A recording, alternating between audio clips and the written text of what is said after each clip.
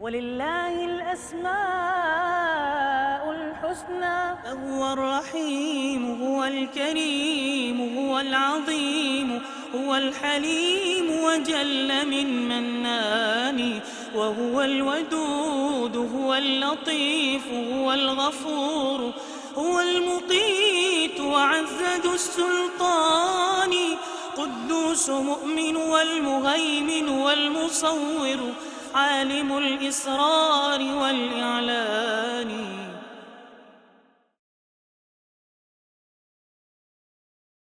الخالق الخلاق. هو الله الخالق البارئ المصور، له الأسماء الحسنى. الخالق الخلاق هو المبدع على غير مثال سابق. المبدع جل جلاله للأشياء ولم تكن موجودة، خلقها من العدم. أما الخلق فهم يخلقون مما خلق الله، فتبارك الله أحسن الخالقين. كذلك من معانيها التركيب والترتيب. خلقكم من تراب ثم من نطفة ثم من علقة، فهي تطلق أيضا على التركيب والترتيب. والخلق من أعظم توحيده جل جلاله سبحانه وتعالى، ولذلك خاطب به المشركين فقال: أفمن يخلق كمن لا يخلق. فتبارك الله جل جلاله الذي خلقنا من العدم ووجدنا، ثم بعد ذلك تفضل علينا بنعمته ورزقه، فهو أحق من عبد وأحق من شكر. البارئ. هو الله الخالق البارئ.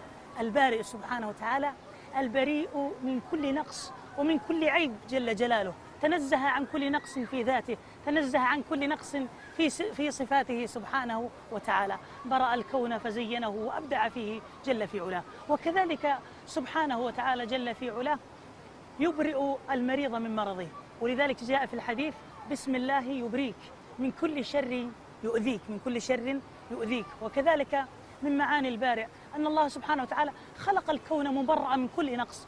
فارجع البصر هل ترى من فطور، ثم ارجع البصر كرتين ينقلب إليك البصر خاسئا وهو حسير. فخلق الكون بجماله وروعته، لا تكاد أن تجد فيه أي نقص. وهذا من معاني هذا الاسم العظيم لله سبحانه وتعالى. المصور. هو الذي يصوركم في الأرحام كيف يشاء،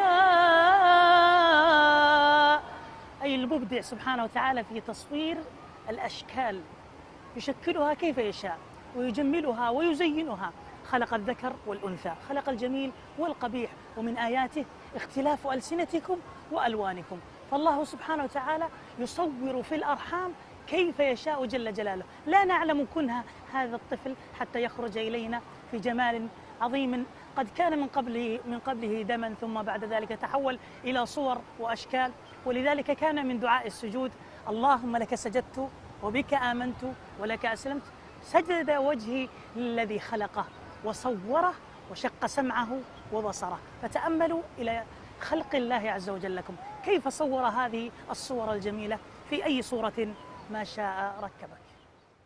وكذا له أسماء أخرى غير ذي، فتبارك الله العظيم الشان، سمى بها نفسا وأخرى في الكتاب، وعلم الأخرى لذي الإيمان، واستأثر المولى بغيب بعضها، إنا لنؤمن غاية الإيمان.